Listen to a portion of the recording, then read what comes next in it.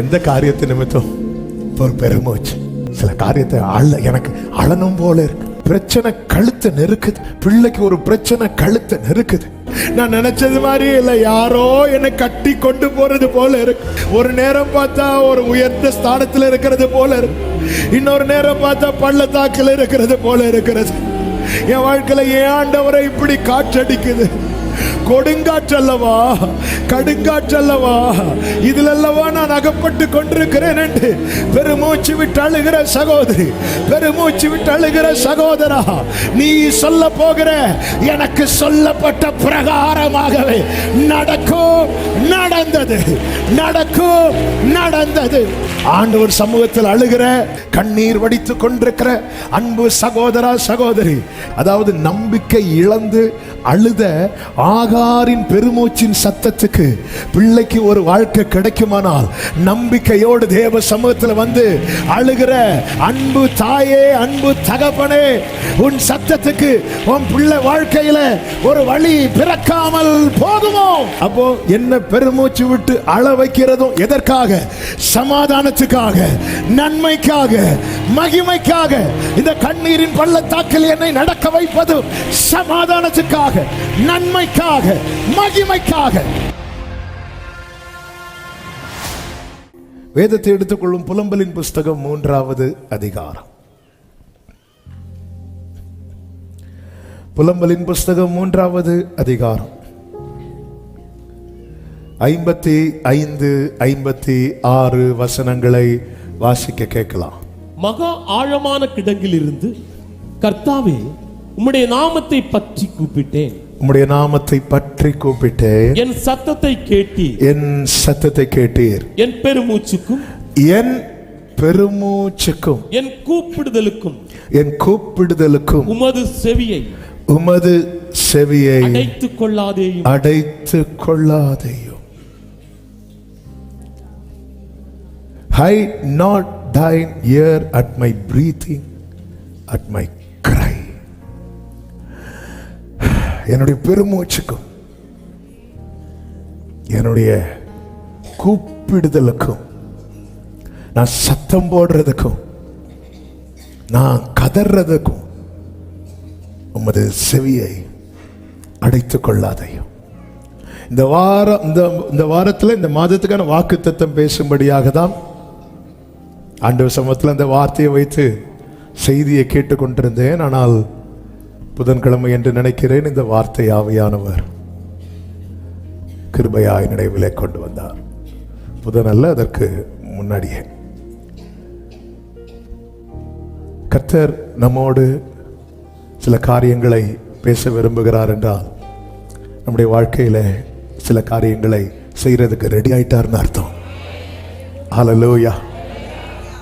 பெருமூச்சு, பெருமூச்சு எப்பொழுது வரும் என்றால், ஒன்று அதிகம் அழும்போது வரும், இரண்டாவது ஏக்கம், கைவிட்டு போயிட்டே அப்படிங்கிற ஏக்கம் வரும்போதும் பெருமூச்சு வரும்.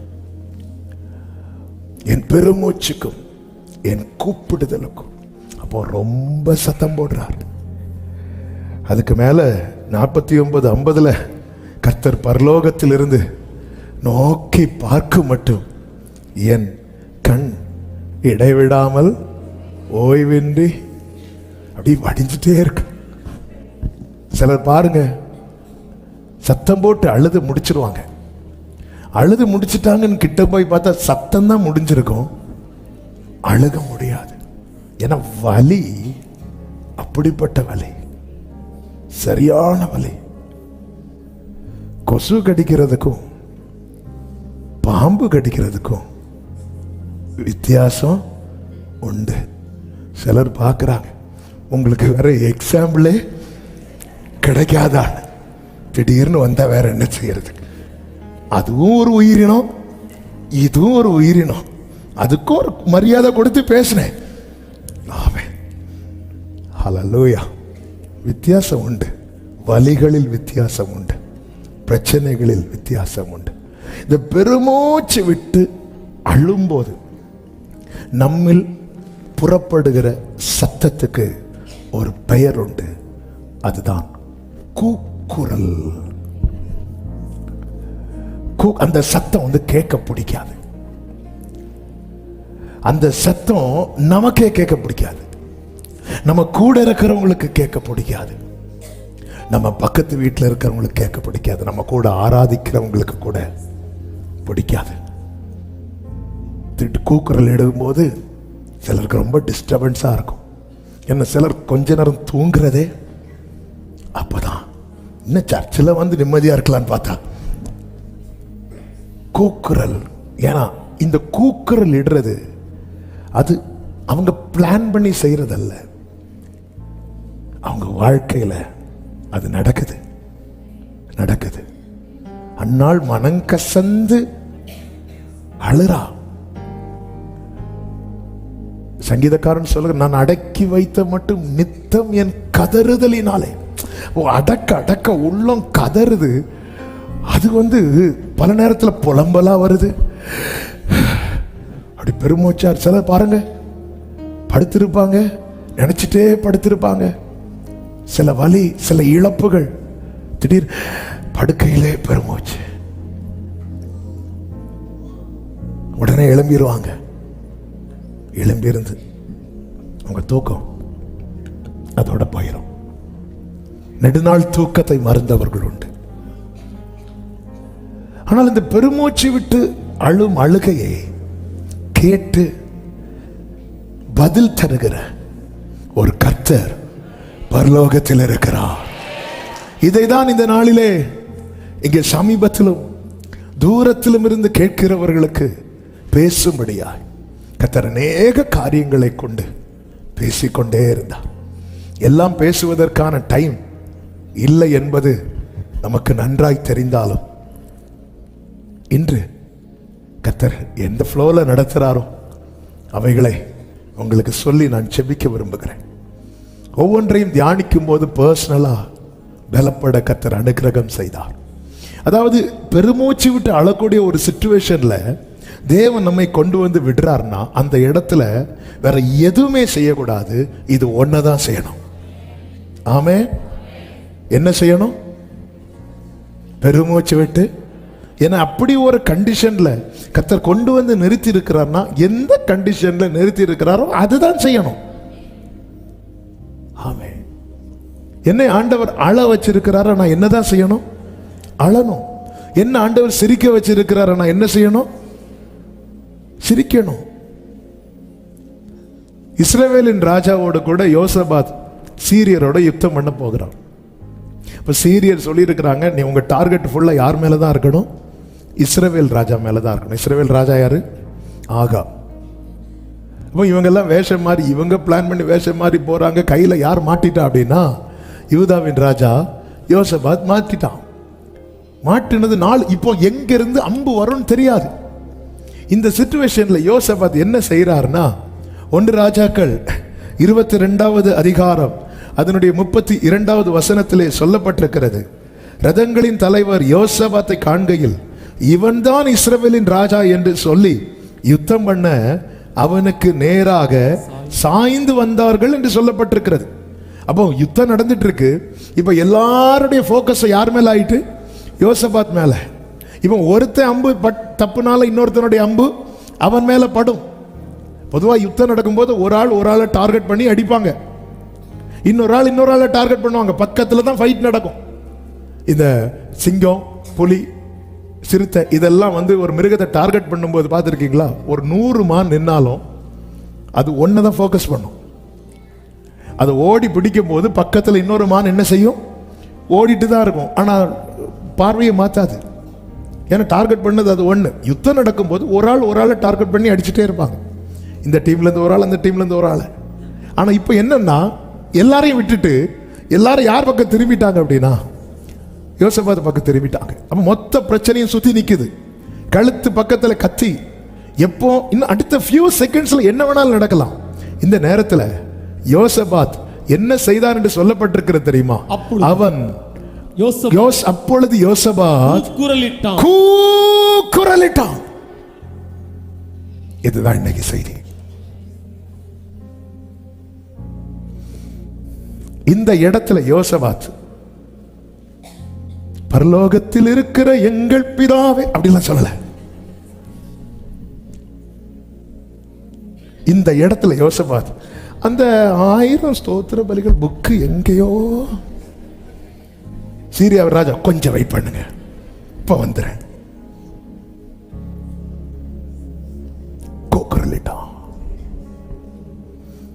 ஜெகோஷபாத் cried out, அப்படி கத்துறான். இப்படிப்பட்ட சிச்சுவேஷன்ல யாராவது நின்று கொண்டிருக்கிறீங்க, இன்னைக்குள்ள செய்தியை கவனமாய் கேளுங்கள். இந்த இடத்துல அவர் நான் ராஜா, நான் கத்த மாட்டேன் அப்படி நின்றுப்பான்னா அதுக்கப்புறம் அவனுக்கு நிக்க முடியாது. யோசபாத் கர்த்தருக்கு ரொம்ப ஃபேவரைட். யோசபாத் ஆண்டவர் சித்தம்னா சண்டே நம்ம அதை டீட்டெயிலாக கேட்கலாம். அப்போ இப்படிப்பட்ட எவ்வளவு நீ ஃபேவரட்டா இருந்தாலும், உன் வாழ்க்கை எவ்வளவு சாட்சி உள்ளதா இருந்தாலும், உன் வாழ்க்கையில ஒரு கண்டிஷன்ல நீ சத்தம் போட்டுதான், நீ கத்திதான், நீ கூக்கரலிட்டுதான், நீ பெருமூச்சு விட்டுதான் ஆக வேண்டும் என்கிற நிலை வரும்போது, நான் ராஜா, நான் இதெல்லாம் நினைக்காத, அந்த இடத்துல நீ கர்த்தரை நோக்கி சத்தமிடு. வேதம் என்ன சொல்லுகிறது தெரியுமா? அடுத்த வசனத்தை வாசியுங்கள். இவன் இஸ்ரவேலின் ராஜா அல்ல என்று ரதங்களின் தலைவர் கண்டு அவனை விட்டு விலகி போனார். அவனை விட்டு விலகி போனார்கள். அவன் ஒருத்தன் கூக்குரலிட்ட போது அவனை நெருங்கி வந்த, அவனிடமாய் சாய்ந்து வந்த அந்த பட்டயம், அந்த ஆபத்து அவனை விட்டு விலகி போனது. சிறுமைப்பட்டவர்களுடைய கூப்பிடுதலை கேட்கிற ஒரு கர்த்தர் பரலோகத்தில் இருக்கிறார். எனவேதான் சங்கீதம் 9:12 சொல்லப்பட்டிருக்கிறது, சிறுமைப்பட்டவர்களுடைய கூக்குரலை மறவா. அவர் எப்படிப்பா மறப்பார்? மறக்க மாட்டார். ஒரு பிரச்சனை கழுத்தை நெருக்குது, பிள்ளைக்கு ஒரு பிரச்சனை கழுத்தை நெருக்குது, போயிருந்து அழணும், பெருமூச்சு விட்டு அழணும். ஆண்டவர் இதுல இருந்து என் பிள்ளைய வெளியே கொண்டு வந்துருங்க. அதாவது நம்பிக்கை இழந்து அழுத ஆகாரின் பெருமூச்சின் சத்தத்துக்கு பிள்ளைக்கு ஒரு வாழ்க்கை கிடைக்குமானால், நம்பிக்கையோடு தேவ சமூகத்தில் வந்து அழுகிற அன்பு தாயே, அன்பு தகப்பனே, உன் சத்தத்துக்கு உன் பிள்ளை வாழ்க்கையில ஒரு வழி பிறக்காமல் போகுமோ? ஏசாயா 22:12-13 ஆண்டவர் தீர்க்கதரிசியை கொண்டு சொல்லுகிறார், சேனைகளின் கர்த்தராகிய ஆண்டவர் அக்காலத்திலே அளவும் புலம்பவும் மொட்டையிடவும் ரெட்டெடுத்தவும். இது இப்ப நீ அழுன்னு சொல்றார், ஆனால் நீங்களோ சந்தோஷித்து கழித்து ஆடு மாடுகளை அடித்து இறைச்சியை சாப்பிட்டு திராட்சரசத்தை குடித்து புசிப்போம் குடிப்போம் நாளைக்கு சாவோம் என்று. அப்ப ஆண்டவர் வந்து இன்னைக்கு அழ வைக்கிறது எதுக்கு தெரியுமா? நாளைக்கு சந்தோஷமா இருக்கிறதுக்கு. ஆனா மனுஷன் என்ன பார்க்கறான்? இப்ப நல்லா தானே இருக்கிறோம், நாளைக்கு அது அப்புறம் பார்த்துக்கலாம். கேட்ட ஆண்டவர் சொன்ன வசனத்தை எடுத்துக்கொண்டு வந்து நாளை தினத்தை குறித்து கவலைப்படாதேன்னு தான் சொன்னார், அழாதேன்னு சொல்லல. சில காரியங்களுக்காக எருசலேம் நல்லா இருக்கும் போது தானங்க எருசலேமை பார்த்து இயேசு என்ன விட்டாரா? கண்ணீர் விட்டார். எருசலேம் அப்போ பிரச்சனையில் இருந்துச்சா? இல்ல, அப்ப நல்லா இருந்துச்சு. ஏன் நல்லா இருந்துச்சு? சமாதான காரணர் எங்க இருக்கிறார்? அங்கதான் இருக்கிறார். அதாவது இந்த பூமியில் ஆண்டவர் வாழ்ந்த நாட்கள்ல எந்த நாட்டுகளுக்கு இடையிலும் யுத்தம் நடக்கலையா? இது சரித்திரம். அந்த 33 ஆண்டுகள்ல ராஜ்யத்துக்கு விரோதமாய் ராஜ்யம் இல்லை. ஏன் தெரியுமா? உன்னதத்தில் தேவனுக்கு மகிமை, பூமியிலே சமாதானம். ஆமென். பகையா இருந்த ஏரோதும் பிலாத்துவும் யார மாறிட்டாங்க? சிநேகிதராகிட்டாங்க. இதுதான் இயேசுவினுடைய விசேஷம். அவர் இருக்கிறார். எருசலேமில் நிறைய அற்புதம் நடக்குது, நிறைய அதிசயம் நடக்குது, பாட்டு வேற கேட்குது. உன்னதத்திலே ஓசானா என்று சொல்லி, தாவீதின் குமாரனுக்கு ஓசானா என்று சொல்லி. அப்படி இருக்கும்போது இயேசு எருசலேமை பார்த்து, அன்னைக்கு இயேசு விட்ட கண்ணீர் தான் இன்னைக்கும் அந்த எருசலேம் நிற்குது.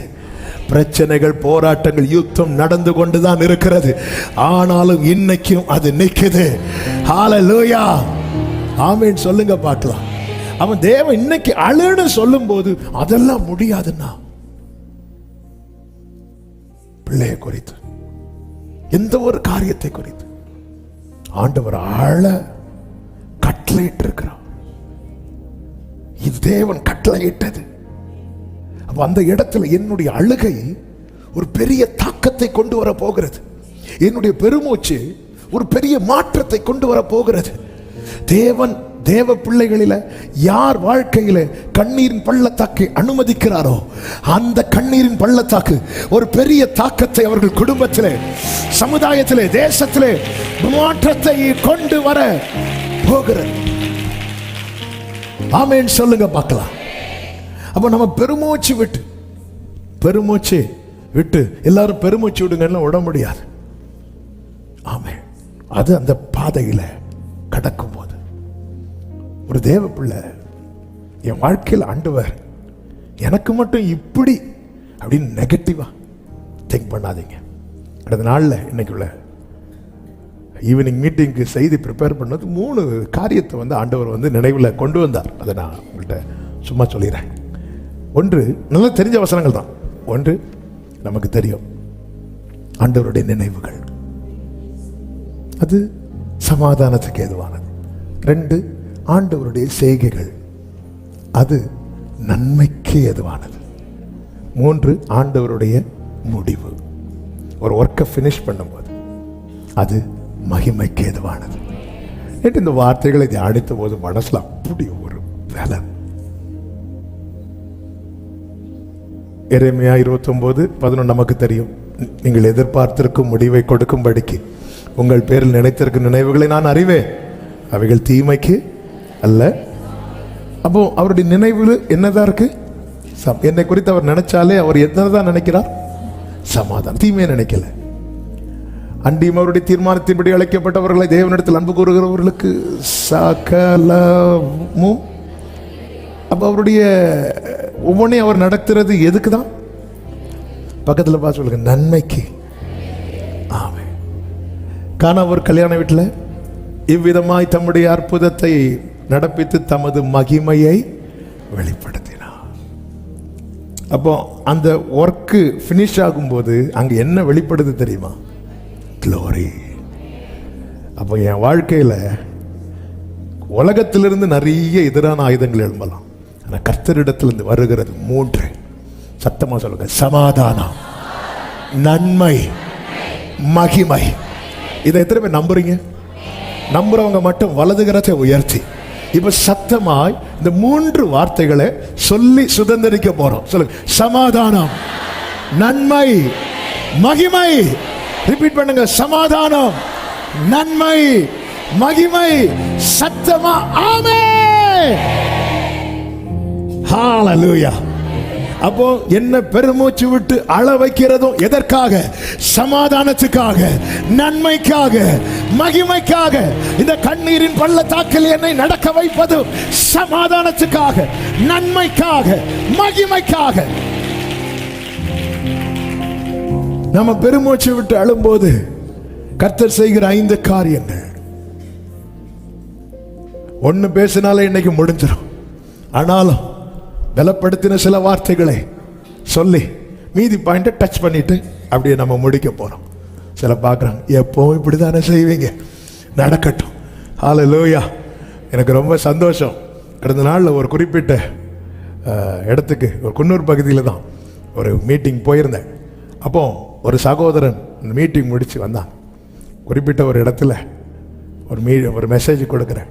3 பாயிண்ட் சொல்லி தொடங்கிட்டேன். 2 பாயிண்ட்ல முடிஞ்சு. அந்த தம்பி வந்துட்டு பேப்பர் பெண்ணோட நினைக்கிறேன் வந்துட்டு, பாஸ்டர் அந்த 3வது பாயிண்ட். இப்ப நான் 3வது பாயிண்ட்டுக்கு எங்க போவேன்? நானும் சொல்லி சொல்லி பார்க்குறேன். இல்லை பாஸ்டர், அது அது இன்னும் அப்படி வராதே, அது 2வது பாயிண்ட்ல, அது 1வது பாயிண்ட்ல. அப்படி தம்பி, என் கூட இருக்கிற பிரதர்கிட்ட நம்பரை வாங்கிக்கோங்க. நான் வீட்டில் போய் பார்த்து என்ன சர்வன்னு பார்த்து நான் ரொம்ப சந்தோஷப்பட்டேன். ஏன்னா வசனத்தின் மேல வாஞ்சை உள்ளவர்கள் இருக்கிறதற்காக ஸ்தோத்திரம். அதற்காக மீட்டிங் முடிச்சு போகும்போது 4வது பாயிண்ட், நீங்க இந்த பழைய டைரி எல்லாம் எடுத்துட்டு வந்து ஒன்னு சொல்றதுக்கும் இப்போ பயமா இருக்கு. கர்த்தர்களை ஆசீர்வதிப்பாராக. செய்திக்கு வருவோம். ஆமென். 3 சொன்னேன். என்ன சொன்னேன்? உங்க வாழ்க்கையில் என்ன நடந்தாலும் இதை 3 மனசில் எழுதிருக்கு. ஹல்லேலூயா. சமாதானம் ரெஃபரன்ஸ் சொல்லிட்டேன். நன்மைக்கு ரெஃபரன்ஸ் சொன்னேன். மகிமைக்கு யோவான் 2:11. இந்த 3 எழுதி வீட்டில் உங்க கண்ணுக்கு முன்னாடி வச்சிருங்க. ஓகே. ஹல்லேலூயா. இல்லை கடையில் போய் இந்த வசனத்தை போர்டாவே அடிச்சு கண்ணுக்கு முன்னாடி வச்சிருங்க. ஆமென். 1 பீஸ், 2வது குட்னஸ், 3வது க்ளோரி.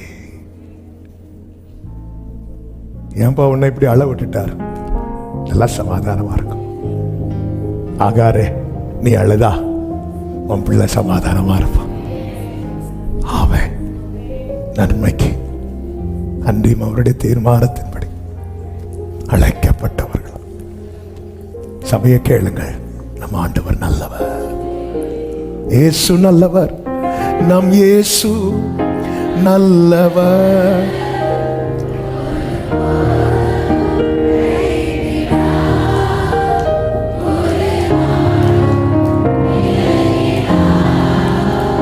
மகிமை மகிமையா இருக்கும். நிறைய காரியம் முடிகிறது வரை தெரியாது. இந்த மகிமைங்கிறது நிறைவு. யோபுவின் வாழ்க்கையில கர்த்தருடைய செயலின் முடிவை கண்டிருக்கிறீர்களே. அந்த முடிவில் என்ன இருக்கு தெரியுமா? ஃபுல்லா நிறைவு. அவருடைய ஆயுசு நிறைவு, அவனுடைய பிள்ளைகளுடைய வாழ்க்கையில நிறைவு. 4 தலைமுறையை பார்க்கிறான். இழந்த எல்லாம் 2 மடங்கா நிறைவு நிறைவு நிறைவு. வராத சொந்தக்காரன் எல்லாம் வீட்டுக்கு வரான். நிறைவு நிறைவு. இந்த நிறைவு வரலையா? ஒர்க் நடந்துட்டே இருக்கு. காங்கிரீட் போடுறதுக்கு பாஸ்டரை மட்டும்தான் கூப்பிடுவாங்க. ஜோமண்ண பிரதிஷ்டைக்கு தான் எல்லாரையும் கூப்பிடுவாங்க. கரெக்டா இல்லையா? இல்லைன்னா வடை கொடுத்து பத்தாது. ஆமென். ஹல்லேலூயா. ஆமென். இப்போ சர்ச்சு, ஜெபம், பாஸ்டர், ஊழியக்காரங்க, இவ்வளவுதான் வாழ்க்கை போயிட்டே இருக்கு. சொந்தக்காரங்கெல்லாம் எங்க இருக்கிறாங்கன்னு தெரியல. இந்த வீடு வேலை முடிஞ்சு பிரதிஷ்டையின் ஆள் வரும். அதான் க்ளோரி. உதிக்கிற உன் ஒளியின் இடத்தில் ராஜாக்கள் ராஜாக்கள். க்ளோரி. Jesus Jesus Jesus. பக்கத்துல பார்த்து சொல்லுங்க, வேலை நடந்துட்டு இருக்கு. சில தூக்கத்துல இருந்து எழும்பி கேட்பாங்க, எங்க என்ன வேலை நடக்கு? எனக்கு ஏதாவது வேலை கிடைக்குமா அப்படிலாம் கேட்பாங்க. கண்டுக்காதீங்க. ஆமே, வேலை நடந்துட்டு இருக்கு. கர்த்தர்களை ஆசீர்வதிப்பாராக. நம்ம பெருமூச்சு விட்டு எழும்போது ஆண்டவர் செய்கிற முதல் காரியம் என்ன தெரியுமா?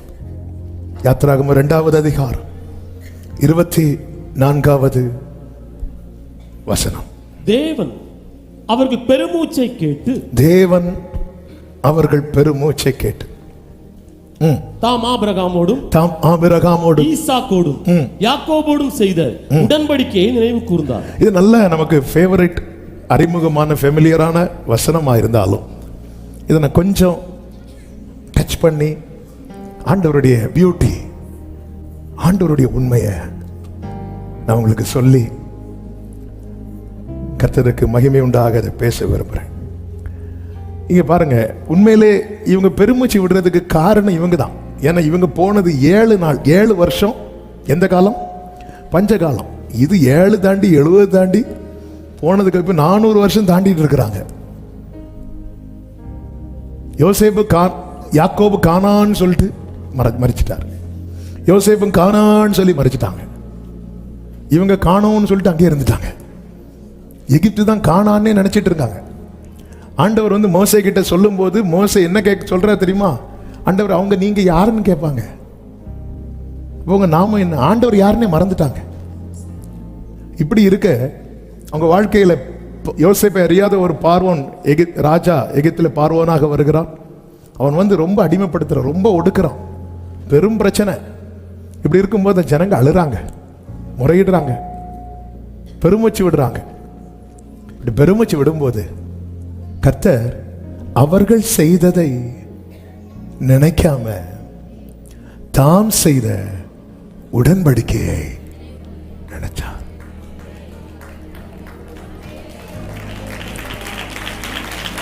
ஹல்லேலூயா.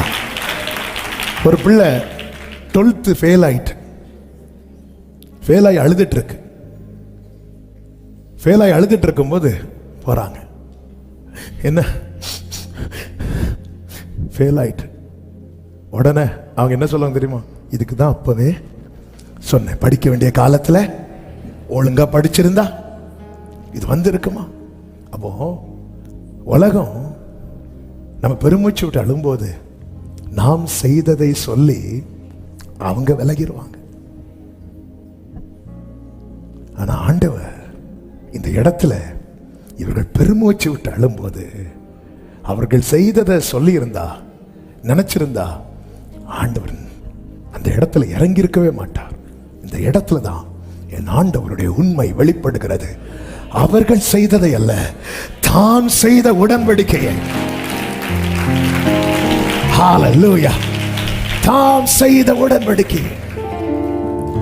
உடன்படிக்கையின் தேவன் உண்மையில் உடன்படி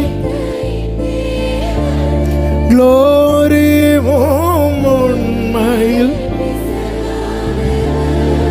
தாவீதுக்கு பொய் சொல்லே என்று சொல்லி சொன்னதை நிறைவேற்றினீர். என் தாவீதுக்கு நான் ஆமென் என்று சொல்லி சொன்னதை நிறைவேற்றினீர். மறவாமல் நினைப்பவர் இயேசையா நிறைவேற்றி தாம் செய்ததை தாவீதுக்கு கர்த்தர் சொன்னார் 89 சங்கீதம் 34 என் உடன்படிக்கையை மீறாமலும் என் உதடுகள் விளம்பினதை மாட்டாமலும் my covenant will I not break. நான் அதை பிரேக் பண்ண மாட்டேன். என் உடன்படிக்கையை மீறாமலும் சொல்லிவிட்டு அடுத்த வசனத்திலே சொல்லுகிறார், ஒரு விசை என் பரிசுத்தத்தின் பேரில் ஆணையிட்டே தாவீதுக்கு நான் போய் சொல்ல மாட்டேன். தாவீது மரித்து தாவீதுக்கு பிற்பாடு சாலமோன் நாட்களிலே கர்த்தருக்கு பிரியமில்லாத கோபமூட்டும் காரியங்கள் செய்யப்பட்டது. அப்பொழுது கர்த்தர் ராஜ்யத்தை அவன் கையிலிருந்து பறிக்க சித்தம் கொள்ளுகிறார். ஆனாலும் தாவீதுக்கு கொடுத்த வாக்கின்படி சாலமோன் நாட்களில் அதை செய்யாமல் சாலமோனுடைய குமாரன் ரெகொபெயாம் நாட்களிலே அதை கர்த்தர் செய்கிறார். அப்படி செய்யும் போது இந்த காரியத்தை யெரொபெயாமுக்கு அகியாவை கொண்டு பேசுகிறார். பேசும்போது என்ன சொல்லுகிறார் தெரியுமா? 1 ராஜாக்கள் 11:31 இதோ நான் ராஜ்யத்தை சாலமோனுடைய கையிலிருந்து எடுத்து கிழித்து உனக்கு 10 கோத்திரங்களை கொடுப்பேன் சொல்லிவிட்டு 32 ஆனாலும் என் தாசனாகிய தாவீதுக்காகவும் நான் இஸ்ரவேல் கோத்திரங்களில் எல்லாம் தெரிந்து கொண்ட எருசலேம் நகரத்துக்காகவும் ஒரு கோத்திரம் அவனுக்கு இருக்கும் சொல்லிவிட்டு 39 சொல்லுகிறார், இப்படி இந்த காரியத்தின் நிமித்தம் தாவீதின் சந்ததியை சிறுமைப்படுத்துவேன், ஆகிலும் என்னாலும் அப்படி இராது என்று சொல்லுகிறார். அதன் அர்த்தம் என்ன? என் பிரச்சனை நிலையானது அல்ல, அவர் உடன்படிக்கை நிலையானது. ஹல்லேலூயா. உடன்படிக்கையின் தேவன் உண்மையில் பிசகாதவர். உடன்படிக்கையின் தேவன் உண்மையில் பிசகாதவர். தாவீதுக்கு நான் பொய் சொல்லி என்று சொல்லி சொன்னது. ஆமென். ஆண்டவருக்கு தாவீது ரொம்ப துதிச்சதும் தெரியும், தாவீது ரொம்ப அழுததும் தெரியும். பொதுவாகவே தாவீது துதிக்கும் போது யாரெல்லாம் பார்க்க மாட்டார், ஆனா அழும்போது தள்ளி போயிடுவார். நமக்கு தெரிந்தது சங்கீதக்காரன் தாவீது, கர்த்தருக்கு தெரிந்தது சங்கீதக்காரன் தாவீது மட்டுமல்ல, பெருமூச்சு விட்டு அழுகிற. அதனாலதான் யெரொபெயாம் சாலமோன் இவங்களெல்லாம் நினைச்சு அவங்க கையிலிருந்து வாங்கும்போது கூட அவர் சொல்றார், இப்ப நான் சிரமப்படுத்துறேன், என்னாலும் அப்படி இராது. அப்போ சில தண்டனை, சில பிரச்சனை என் வாழ்க்கையில வந்தது உண்மைதான், ஆனால் அது நிலை கிடையாது. என்னோடு அவர் செய்த உடன்படிக்கை நம்புறவங்க மட்டும் நல்ல கைகளை தட்டி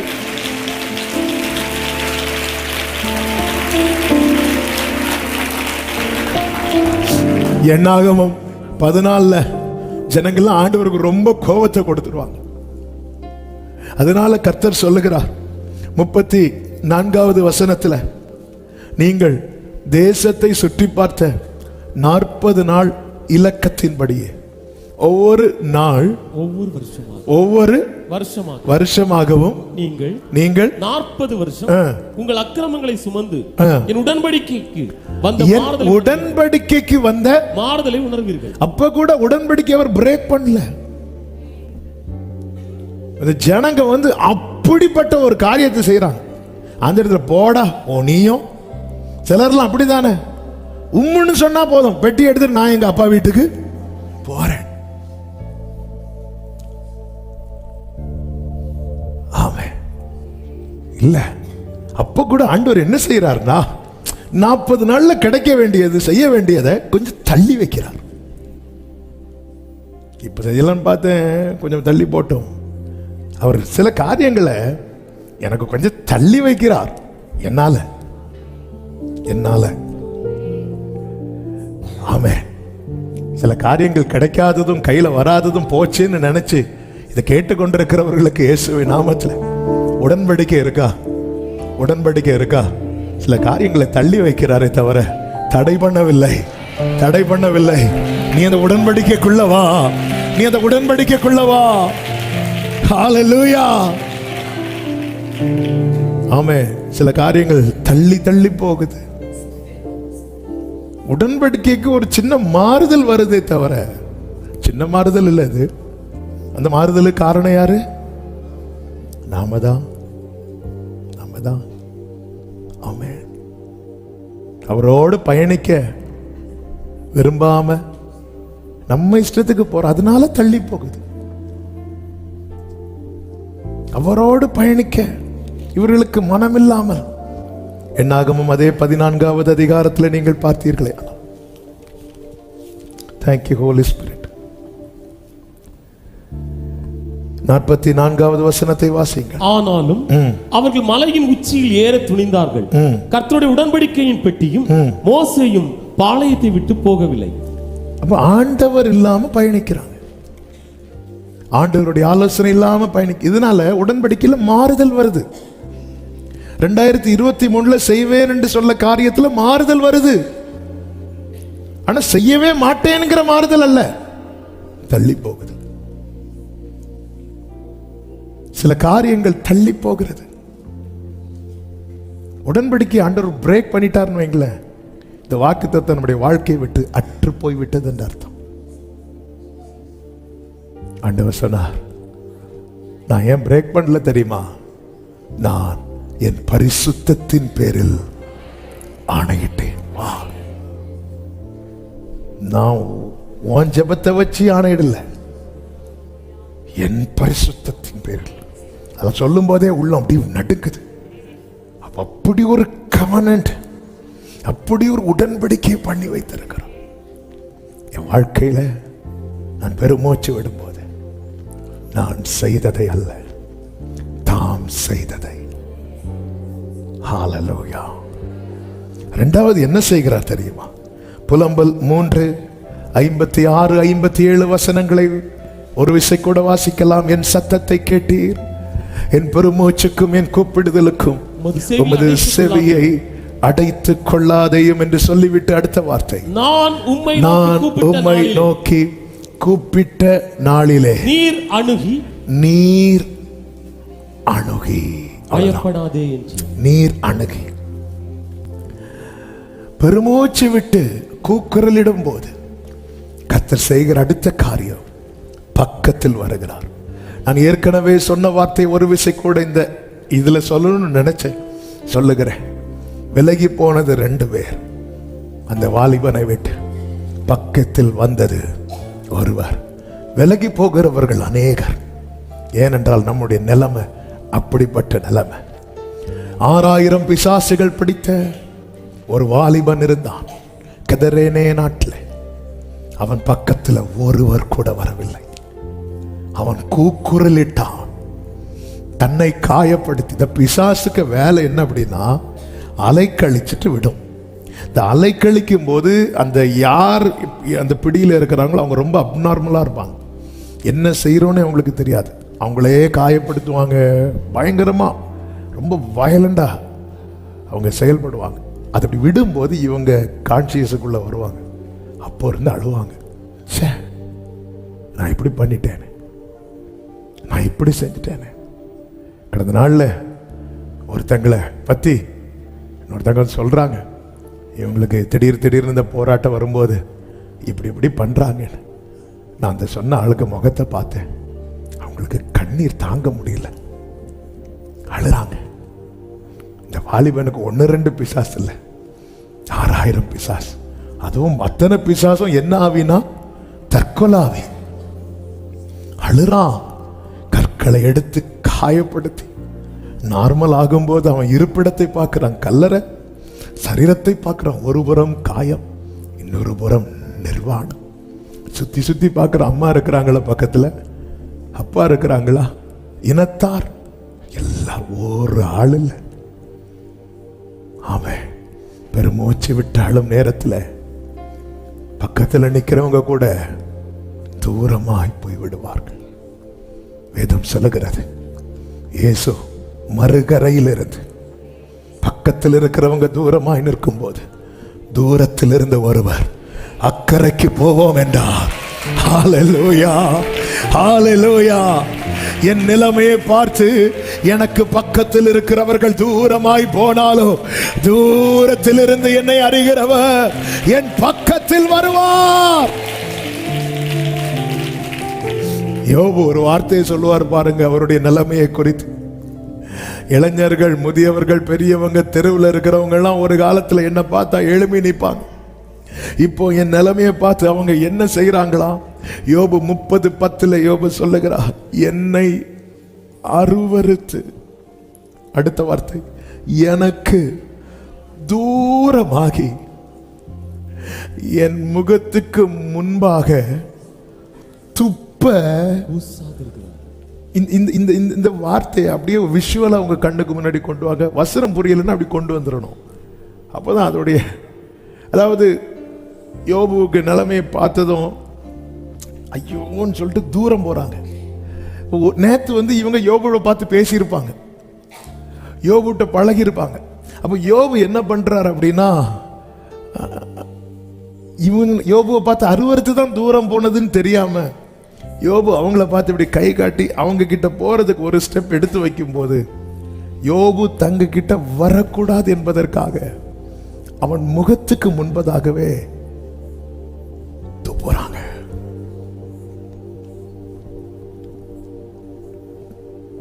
ஆமென்.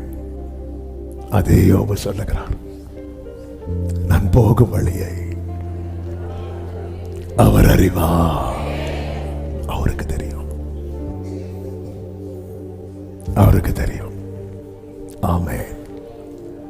பெருமூச்சு விட்டு அழும்போது ஆண்டவர் பக்கத்தில், என் பக்கத்தில். Thank you holy spirit.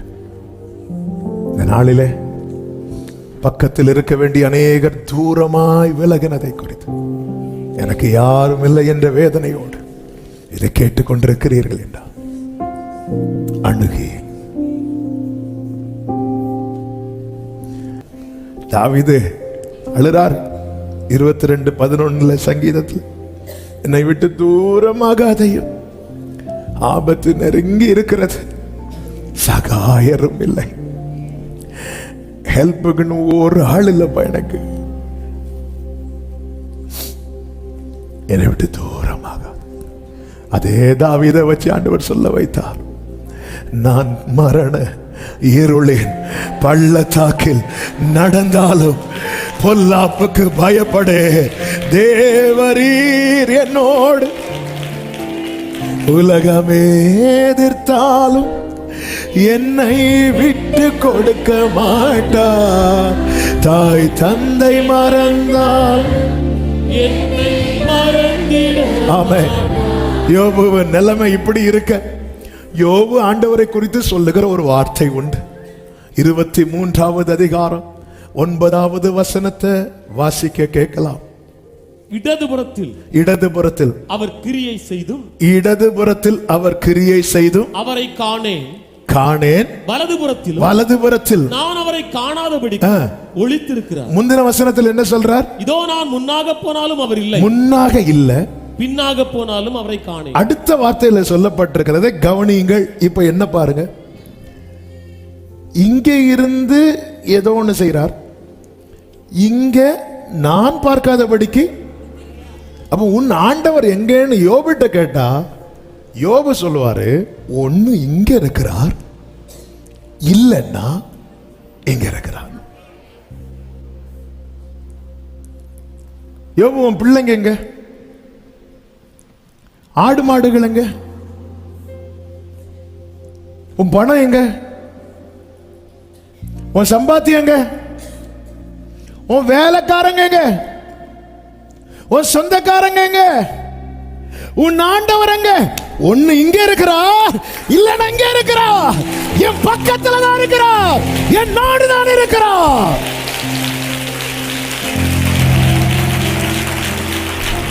ஹalleluya.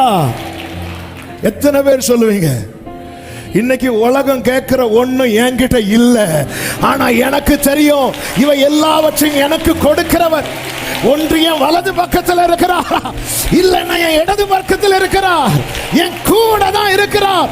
நல்ல கையை தட்டி யார் பரிசனையே, இஸ்ரவேலின் பரிசுத்தர் உன் நடுவில் பெரியவராயிருக்கிறார். ஹalleluya. ஒற்றைக்கு விடுகை இல்ல, மடுத்து மாறுறதுன்னா என்ன தெரியுமா? சில பாருங்க, எல்லாம் வரக்கூடிய போன்கள் தான். என்ன வேண்டாம், என்ன பார்த்தாலே அவருக்கு பிடிக்கலன்னாரு. எப்படி கல்யாணம் பண்ணீங்க? பிடிச்சு கல்யாணம் பண்ணோம். யாரை பிடிச்சிங்க? இல்ல, எங்களுக்கு மாறி மாறி பிடிச்சு இப்போ பிடிக்கல, இதான் மடுத்து. ஐயோ, வேண்டாம் வேண்டாம் வேண்டாம் வேண்டாம். இப்படி எத்தனை உண்மையிலே. நான் இந்த பாட்டை லாக்டவுனில் தான் கேட்டேன். டாக்டர் பிளஸன் மேமனோட சாங் எனக்கு பர்சனலாக ரொம்ப மினிஸ்ட்ரி பண்ண பாடல்களில் இது ஒன்று. அப்போ நான் பாடும்போது ஆண்டவர்கிட்ட கேட்டேன், ஆண்டவரே சும்மா என் கூட வர உங்களுக்கு போர் அடிக்கலையா ஆண்டவரே? இப்படி உங்களுக்கு போர் அடிக்கலையா ஆண்டவரே? இல்லைவா, ஏன் அப்படி லவ் பண்ணிட்டு ஒன்று அப்படின்ட்டார். எல்லாருக்கும் போர் அடிக்கும், நம்ம கூட ரொம்ப நேரம் பேசினா எல்லாருக்கும் போர் அடிக்கும். நான் பேசலைன்னா தான் அவருக்கு போர் அடிக்கும்.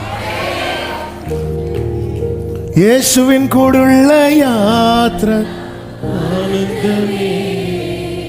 போனை வீட்டுக்குள்ள கொண்டு வந்து வைக்கிறோம், ஹாலுக்கு போயிட்டு வந்திருப்போம், கிச்சனுக்கு போயிட்டு வந்திருப்போம், சில பாத்ரூமுக்கு. போன் எங்க? போன் காணல. எத்தனை பேர் பக்கத்து வீட்டு காம்பவுண்ட் எத்தி சாடி அங்க போய் ஒண்ணு இங்க.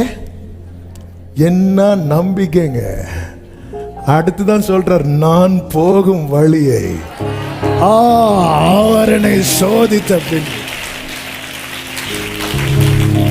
அன்னைக்கு உன்னை சுத்தி எப்பவுமே ஒரு கூட்டம் இருந்துச்சு. அவங்க எங்க இருக்கிறாங்க? தெரியல தெரியல தெரியல தெரியல. யோபு, உனக்கு என்ன தெரியும்? உன் ஆண்டவரை பத்தி சொல்லு. எங்க இருக்கிறார்? முன்னாடி இருக்கிறாரா? இல்லன்ட்டான். பின்னாடி காணேன். அப்ப இங்க ஒண்ணு இங்க இருக்கிறார், இல்லைன்னா இங்க இருக்கிறார்.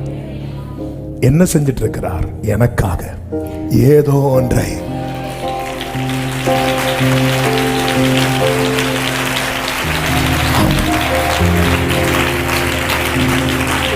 பக்கத்துல வந்து அடுத்து கொஞ்சம் ஸ்பீடா சொல்லிட்டு ஒரு 5 to 10 மினிட்ஸ்ல நான் முடிக்கிறேன். உடன்படிக்கையை நினைக்கிறார். பக்கத்துல வந்து என்ன செய்கிறார்? அதே 57வது வசனத்தில் சொல்லப்பட்டிருக்கிறது. புலம்பல் 3:57. நான் உம்மை நோக்கி கூப்பிட்ட நாளிலே நீர் அணுகி பயப்படாதே என்றீர். பயத்தை போக்குறார். எப்படி பயத்தை போக்குறார் தெரியுமா? என் பிரச்சனையை மாற்றி அல்ல, வார்த்தையை தந்து. 3 விதமான பயம்தான் ரொம்ப நம்மளை ஆட்கொள்ளும். 1, உயிர் பயம். 2, எதிர்காலத்தை குறித்த பயம். அந்த எதிர்காலத்தை குறித்த பயத்தில் நம்ம பிள்ளைகளும் அடக்கம். 3, சத்துருவை குறித்த பயம். இவங்க ஏதாவது பண்ணிடுவாங்களோ, இவங்க ஏதாவது இந்த லிஸ்ட்ல நிறைய சொந்தக்காரங்களும் வருவாங்க, எல்லாரும் வருவாங்க. அவர் வந்து பக்கத்தில் நின்று பயப்படாத அப்படின்ட்டார். பயப்படாத. ஆண்டவர் ஒருவனை பார்த்து பயப்படாது என்று சொல்லுகிறார் என்றாலே அவன் வாழ்க்கையிலே நிறைவேற போகிற வாக்குத்தத்தம் இருக்கிறது என நிச்சயம். ஆமீன் சொல்லுங்க பார்க்கலாம். பக்கத்தில் பயப்படாது. அவ்வளவுதான். வேற ஏதாவது பேசுறாரு அங்க ஏதாவது வேற பேசுற இல்ல, ஒரே வேர்டு அப்படின்னு அர்த்தம். உனக்கு நான் வேண்டிய வார்த்தை ஏற்கனவே மெடிடேஷன்ல கேட்டாலும் ஒரே வேர்டு தான், ஒரே வேர்டு தான். பயப்படாத. ஃபர்ஸ்ட் சொல்லுவார், பயப்படாதே, நான் உனக்கு துணையா இருக்கிறேன், நான் உன்னை புதிதும் கூர்மையுமான பற்கள் உள்ள. இது ஆரம்பத்தில் சொல்றது. 2வது சொல்லும்போது ஒரே வேர்டு தான், பயப்படாத. மீதி வேர்டை நீ ஞாபகத்தில் வச்சு சொல்லு.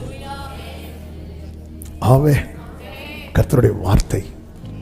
காலையில் ஆண்டவருடைய வார்த்தையை, அந்த வார்த்தையின் வல்லமை நீங்க கவனிச்சீங்கன்னா, அந்த பவுல் 275 பேர் கூட டிராவல் பண்ணுவார். இப்படி டிராவல் பண்ணும்போது திடீரென்று கொடுங்காற்று அடிக்கும். அப்போ அதில் வேதத்தில் ஒரு வார்த்தை சொல்லப்பட்டிருக்கும். அப்போஸ்தலர் 27:15 கப்பல் அதில் அகப்பட்டு கொண்டு. எதில் அகப்பட்டதுன்னா முந்திர வசனத்தில் இருக்கிறது. திடீரென்று ஒரு யூரோக்ளித்தோன் எனும் கடும் காற்று அதன் மேல் மோதிட்டு கப்பல் என்ன செஞ்சுதான்? அதில் அகப்பட்டு கொண்டு. இந்த கப்பலுக்குள்ள யார் அகப்பட்டு? பவுல் இருக்கா. மற்றவங்கள விடுங்க, வார்த்தை உள்ளவனை சொல்லுவோம். ஆமே. பொதுவாகவே நம்ம இருக்கிற சிச்சுவேஷன்லாம் சர்ச்சுக்குள்ள எல்லாரும் வார்த்தையுடையவர்கள், அப்படிதானே? ஆனா வெளியே போனா நமக்குள்ள மட்டும்தான் வார்த்தை இருக்கும், மீதி ஃபுல்லா இப்படிதான் பவுல் இருக்கிற மாதிரி தான் நம்ம இருப்போம். இங்கே பார்த்தா நம்ம ஆமேன்னு சொல்ல கை தூக்குறதுக்கு முன்னாடி பக்கத்தில் இருக்கவங்க காலையும் சேர்த்து தூக்கிடுவாங்க ஆமேன். ஏன்னா அவங்க வந்து நமக்கு தான் கர்த்தறிந்த வார்த்தையை, எல்லாம் வார்த்தையுடையவர்கள். கரெக்டு தானே? பக்கத்தில் அப்படிதானே கேளுங்க. பக்கத்தில் கரெக்டு தான். ஆமாம், டவுட் ஆயிட்டு. ஆனால் நம்ம வீட்டில் அப்படி கிடையாது, நாம் இருக்கிற சிச்சுவேஷன் அப்படி கிடையாது. பவுல் அப்படிப்பட்ட இடத்துல இருக்கிறான், அகப்பட்டு கொண்டது கப்பல்.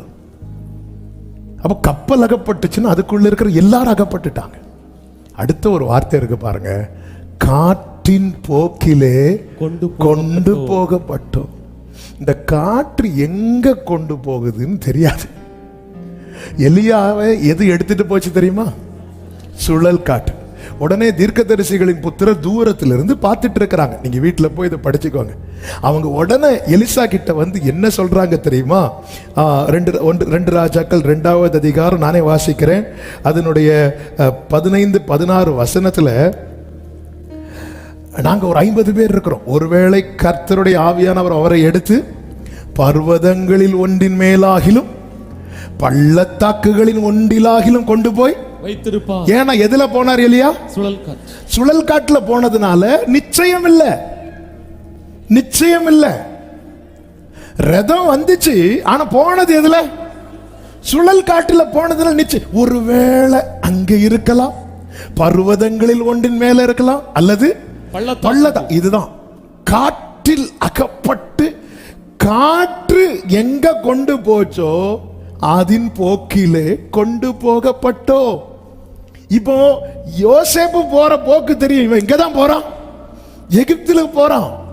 நமக்கு சரித்திரம் தெரிஞ்சதுனால கர்த்தருடைய வார்த்தை இவன் வாழ்க்கையில நிறைவேற போகுதுன்னு தெரியும். ஆனா காற்றின் போக்கில ஒருத்தன் போகும்போது அவனுக்கு நிச்சயமே கிடையாது.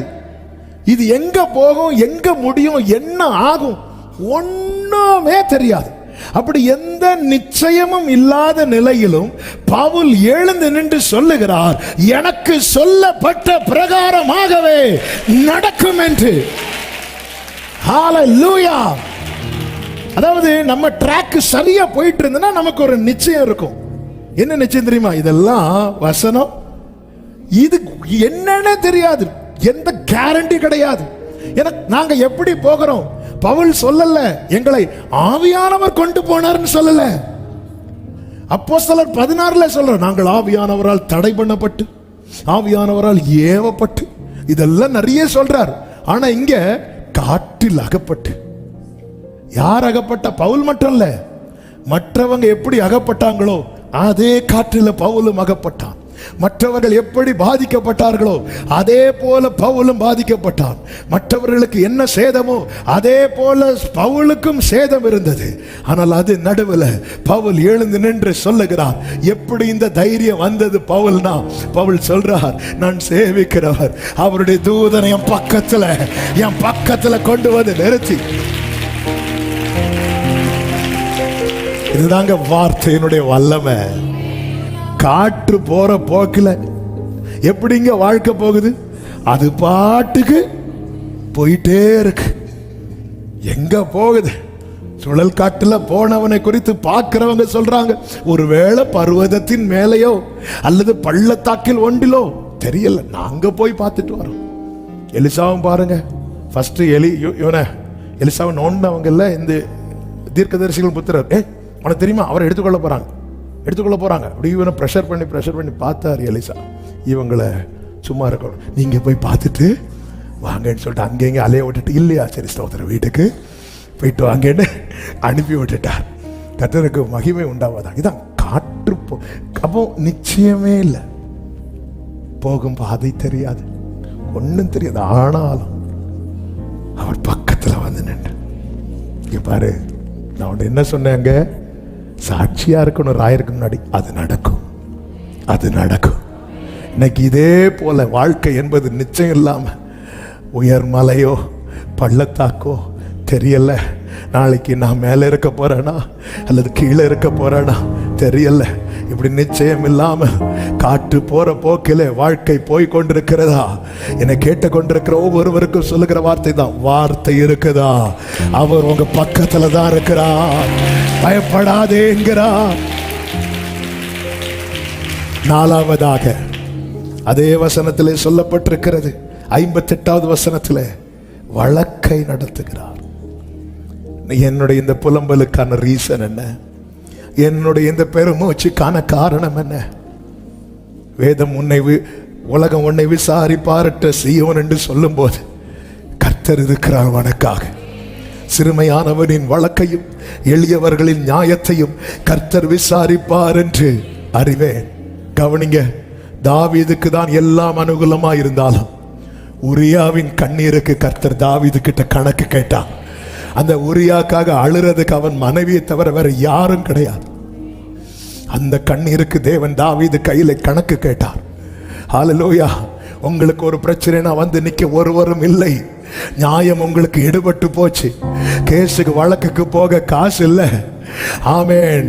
இப்படிப்பட்ட அநியாயம், அக்கிரமங்கள், துணிகரங்கள் உங்களுக்கு விரோதமாய் நிற்கும் போது உங்களிடத்திலிருந்து புறப்படுகிற அந்த பெருமூச்சின் சத்தத்தை கேட்டு வழக்கை எடுத்து நடத்துகிற ஒரு கர்த்தர் பரலோகத்தில் இருக்கிறார். ஆண்டவர் சமூகத்தில் அழுகிற இந்த வார்த்தையை ஆண்டவர் எழுத வைத்தது அப்படியே சொல்லுகிறேன். தேவ சமூகத்திலே சில காரியங்கள் எனக்கு நியாயம் கிடைக்கவில்லை, நீதி கிடைக்கவில்லை என்று கண்ணீர் வடித்துக் கொண்டிருக்கிற அன்பு சகோதரா சகோதரி, இந்த வார்த்தை அப்படியே சொல்லுகிறேன். வழக்கு நடந்து கொண்டிருக்கிறது. எந்த கோர்ட்ல? பரலோக கோர்ட்ல வழக்கு நடந்துட்டு இருக்கு. அதனாலதான் பைபிள் சொல்லுகிறது சீக்கிரமாய் நியாயம் செய்வார். பரலோக கோர்ட்ல வழக்கு நடந்து கொண்டிருக்கிறது. உன் தானியத்தை சத்துருக்களுக்கு ஆகாரமாய் கொடுக்க மாட்டார். வழக்கு முடிஞ்சிட்டுனா கைக்கு வந்திருக்குமே, இன்னும் வரலையே. அப்போ வழக்கே எடுக்கல். வழக்கு நடந்துட்டு இருக்கு. எப்பத்துல இருந்து வழக்கு ஸ்டார்ட் ஆச்சுன்னு கேட்டா சொல்லுங்க. நான் ஒரு நாள் பெருமூச்சு விட்டேன், ஒரு நாள் அழுதேன். இப்படி அநியாயம் பண்றாங்களே, இப்படி துரோகம் பண்றாங்களே. அன்னைக்கு அந்த வழக்கு தேவ சமூகத்திலே, அதுதான் சிறுமையானவனின் வழக்கையும் எளியவர்களின் நியாயத்தையும். சங்கீதம் 10 ஒரு வார்த்தை உண்டல்லவா, முடிக்கிறேன். வார்த்தை வந்துட்டே இருக்கு, முடிக்கவும் மனசு இல்ல. 14 வாசிங்க. 12 வாசிங்க. கர்த்தாவே எழுந்தருளும், தேவனே உம்முடைய கையை உயர்த்தும், ஏழைகளை மறவாதையும். துன்மார்க்கன் தேவனை அசட்டை பண்ணி கேட்டு விசாரிப்பது. அவர்லாம் கேட்டு விசாரிக்க மாட்டார்னு தன் இருதயத்துல அவன் எப்படி அதை சொல்லலாம்? கர்த்தர் என்ன செய்வாராம்? அடுத்த வசனம், அதை பார்த்திருக்கிறீரே. கர்த்தர் அதையும் பார்க்கிறார். ஒரு புறம் தேவ பிள்ளை கண்ணீர் வடிக்கிறதையும் பார்க்கிறார், இன்னொரு புறம் அந்த அழுகைக்கு ஒருத்தன் காரணமா இருந்து இருதயத்துல தேவன் அசட்டை பண்றான்ல, இவன் என்ன போய் சர்ச்சில் ஜெபம் பண்ணி, இவன் என்ன பிரேயர் பண்ணி, பார்த்துக்கலாம், நம்மளும் பார்த்துக்கலாம். அதையும் கர்த்தர் பார்க்கிறார். அடுத்த வார்த்தை, உபத்திரவத்தையும் குரோதத்தையும் கவனித்திருக்கிறீரே, நீர் பதிலளிப்பீர். அடுத்த வார்த்தை பாருங்க, ஏழையானவன் தன்னை, நான் வாசிக்கிறேன், தன்னை உமக்கு ஒப்புவிக்கிறார். ஏன்னா வேற யார்ட்டையும் கொடுக்க முடியல. போனாலே காசு எவ்வளவு வச்சிருக்கேன்னு தான் கேட்கிறான். அட்வொகேட்ட போனாலும் எல்லாரும் அல்ல, ஆனா பெரும்பாலும் அப்படிதான். எவ்வளவு காசு வச்சிருக்கிறேன்? அவன் பார்த்தா, ஆண்டவரே நீங்க எல்லாம் பார்க்கிறீங்க, ஏழையானவன் தன்னை உமக்கு ஒப்புவிக்கிறான். அப்படி சொன்னதும் அடுத்த வார்த்தை, திக்கற்ற பிள்ளைகளுக்கு, ஆமென், helper of the fatherless, திக்கற்ற பிள்ளைகளுக்கு. அதன் அர்த்தம் என்ன? அவனுக்கு யாரும் இல்லைன்னு நினைச்சு அவன் தலைமையில ஏறாங்களா? ஒரு தகப்பன் பரலோகத்தில் இருக்கிறான், ஒரு தகப்பன் பரலோகத்தில் இருக்கிறான். உங்களுக்காக பேச எம்எல்ஏ வரல, எம்பி வரல, மினிஸ்டர் வரல, பெரிய பிக் ஷாட் யாருமே வரல. அதனால உங்க தலைமுறைய ரொம்ப மட்டம் தட்டுறாங்களா? கர்த்தரிடத்துல கொடுத்துருங்க. அந்த வழக்கை அவர் நடத்துவார். கர்த்தர் ஒரு காரியத்தை நடத்தினா அவர் இதுவரை தோற்றது கிடையாது. நான் தைரியமா என் நெஞ்ச தட்டி சொல்லுவேன், என் தேவனுக்கு தோற்க தெரியாது. தோல்வி என் தகப்பன் அகராதியில் கிடையாது. அவர் மரணத்தையே ஜெயமாய் விளங்கினவர். வழக்கை நடத்தினார். அடுத்த வார்த்தை வாசிங்க, ஜெபிக்கலாம். புலம்பல் 3:58, என் ஆத்துமாவை மீட்டு கொண்டீர். அவர் நடத்திட்டார்னா மீட்பு, விடுதலை. அப்போ முந்தின வசனத்தை சொல்றேன், வழக்கு நடந்துட்டு இருக்கு. என்னப்பா எவ்வளவு நேரம் அழுதுட்டு இருக்க? வழக்கு நடந்துட்டு இருக்கு. எத்தனை பேர் இதை நம்புறீங்க? என் கண்ணீரை பார்த்து ரசிக்கிறவர் அல்ல, என் கண்ணீரை பார்த்து அவர் கண்களும் கண்ணீர். வழக்கு நடந்துட்டு இருக்கு. நிச்சயமாக முடிவு உண்டு. உன் நம்பிக்கை அப்படி எழுந்து நிற்கலாமா? ஆமென். Thank you Holy Spirit.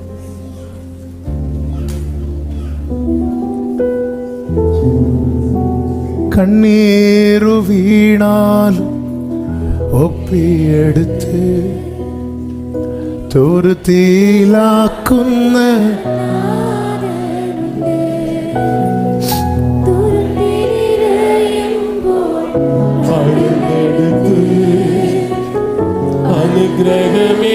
பிரியமானவர்களே, கொஞ்சம் டைம் ஆயிட்டு, ஆனாலும் ஜெபிக்காம முடிச்சா நல்லா இருக்காது.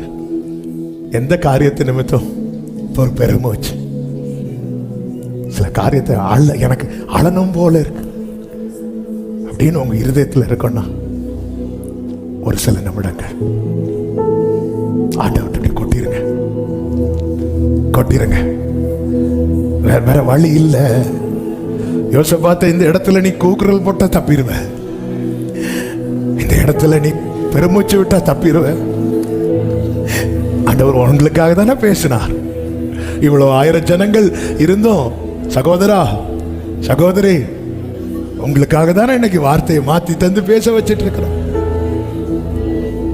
ஆண்டவர்கிட்ட அப்படியே உடைச்சிருங்க, உடைச்சிருங்க.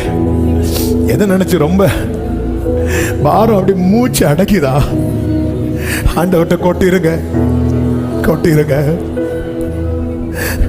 அவர் நினைப்பா, நீ செஞ்சதல்ல, அவர் செய்தது, உனக்காக அவர் செய்தது. ஒரு அல்லமாக்கார யாரையும் பார்க்காதீங்க. உங்க பக்கத்தில் இருக்கிறவங்களுக்காக இல்ல, உங்களுக்காக தான் வார்த்தை. அதனால உங்க பக்கத்தில் இருக்கிறவங்க சும்மா இருக்கலாம், அதை பார்த்து நீ உன்னை ஏமாத்திராத. இந்த நேரத்தில் நீ அழ உன் வழக்கை கர்த்தர் எடுத்து விசாரிக்கிறான், உன் வழக்கை கர்த்தர் எடுத்து விசாரிக்கிறான். இயேசுவின் நாமத்தில் இந்த வார்த்தை சிலரோடு தீர்க்க தரிசனமாய் வருகிறது. இப்பொழுது நீங்கள் அழ இப்ப யாரும் கை தட்ட வேண்டாம். இப்ப தேவனிடத்தில் உங்களை ஒப்புவிக்கிற நேரம். நீங்க தேவ சமூகத்தில் கண்ணீரோடு பெருமூச்சோடு உங்கள் விண்ணப்பங்களை செலுத்த செலுத்த உங்க பக்கத்தில் அவர் வரார்.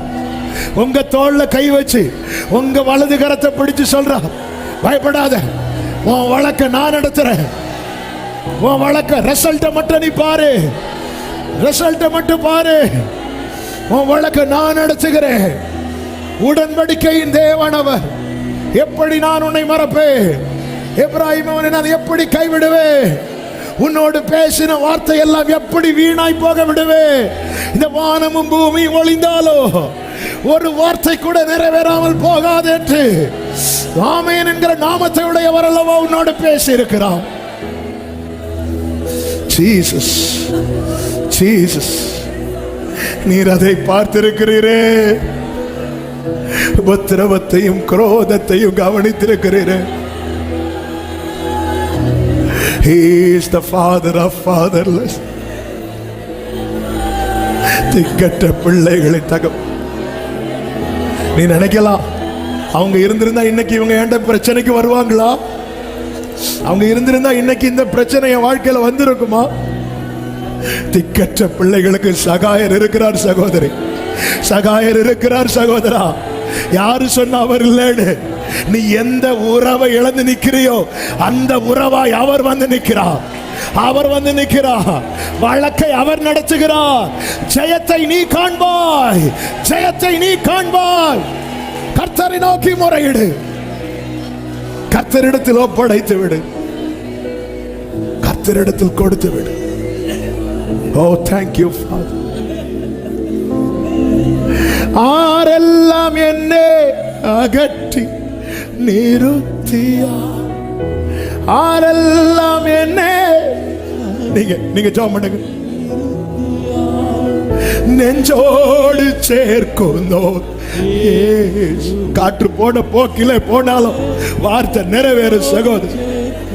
நான் நினைச்சது மாதிரி இல்லை, யாரோ என்னை கட்டி கொண்டு போறது போல இருக்கு. ஒரு நேரம் பார்த்தா ஒரு உயர்ந்த ஸ்தானத்தில் இருக்கிறது போல இருக்கு, இன்னொரு நேரம் பார்த்தா பள்ளத்தாக்கில் இருக்கிறது போல இருக்கிறது. என் வாழ்க்கையில ஏன் ஆண்டவரை இப்படி காற்றடிக்குது?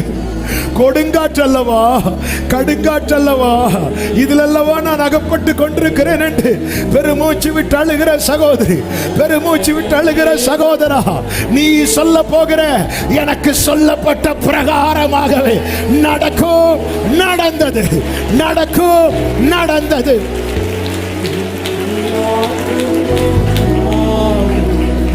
ஓ துருத்தி, நான் அழுறது அவருக்கு பிடிக்காது. ஏன் பிடிக்காதுன்னு அவருக்கு வலிக்கும், அவருக்கு வலிக்கும். கண்ணீரும் ஆண்டவரே, அநேக உள்ளங்கள் சபையிலும் ஆன்லைன்ல பாக்குறவங்களே கண்ணீரோடு இருக்கிறாங்க. நீங்க தந்த வார்த்தையே சொல்லிட்டேன். நீங்க பாத்துக்கோங்க, நீங்க பாத்துக்கோங்க. நான் ஆவியில உணர்றேன். அநேகர் பக்கத்துல நின்று சொல்றார், பயப்படாத பயப்படாத. அநேகர் பக்கத்துல நின்று, நிறைய பேர் பக்கத்துல, உங்க பக்கத்துல யோபு மாதிரி வலது பக்கத்துல இடது பக்கத்துலயா தெரியும், ஆனா பக்கத்துல பக்கத்துல நிக்கிறாரா, பக்கத்துல ஒரு அலமா ஷேரபாபா ஷேலகாபா. தேவ பிரசனம் அப்படியே அப்படியே நதி போல ஷேலரே பாக்கரா ஷலமாமாரா ஷே லேஹரோ ஜீசஸ் ஜீசஸ். ஓ துருத்தி நிறையும்போ என் கண்ணீரை இன்னொரு துருத்தியில விட அனுமதிக்க மாட்டான். எனக்கான அளவு, என் கண்ணீருக்கு ஒரு அளவை வச்சிருக்கிறா. அதுக்கு மேல கண்ணீர் விட எனக்கு திராணி இருக்காதுன்னு அவருக்கு தெரியும். அதனாலதான் மழையும் குளங்களை நிரப்பும். அப்படியே உங்க 2 கைகளை உயர்த்து ஒரே ஒரு வார்த்தை சொல்லுங்க. அப்பா உங்ககிட்ட தந்துட்டேன்பா, உங்ககிட்ட தந்துட்டேன்பா, உங்ககிட்ட தந்துட்டேன்பா. என்னை கைவிடா glory.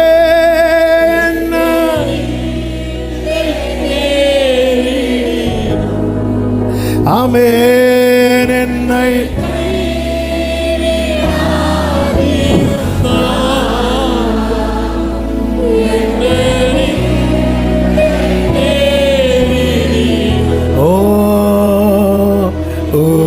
உமக்காக யாவும் சகி. உங்க பலன், உங்க பலன்.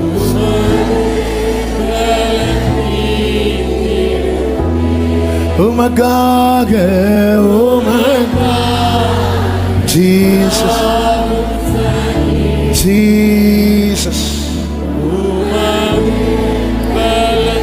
நன்றி தகப்பனே, பரிசுத்த பிதாவே, நல்ல ஆண்டவரே, எங்க மத்தியில கிருபையா எழுந்தருளின உம்முடைய அன்புக்காக ஸ்தோத்திரம். பாட துதிக்க ஆராதிக்க ஜெபிக்க வைத்து பிரத்யட்சமா எங்களோடு இடைப்பட்டீர்.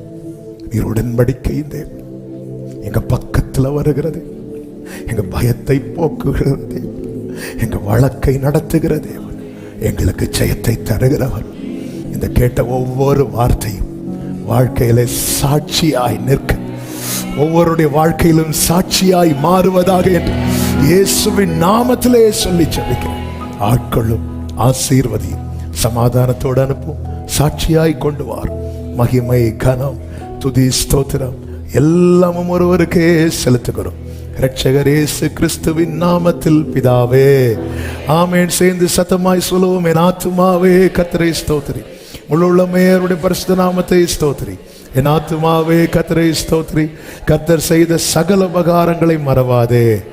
ஆமென். நம்முடைய கர்த்தராகிய இயேசு கிறிஸ்துவின் கிருபையும் பிதாவாகிய தேவனுடைய அன்பும் பரிசுத்த ஆவியானவருடைய ஐக்கியமும் சிநேகமும் பாதுகாவலும் நம் அனைவரோடும் எல்லா பரிசுத்தவான்களோடு கூட கர்த்தருடைய வருகை மட்டும் தங்கி இருப்பதாக. ஆமென். ஹல்லேலூயா. God bless you. கர்த்தர் உங்களை ஆசீர்வதிப்பாராக. ஆமென்.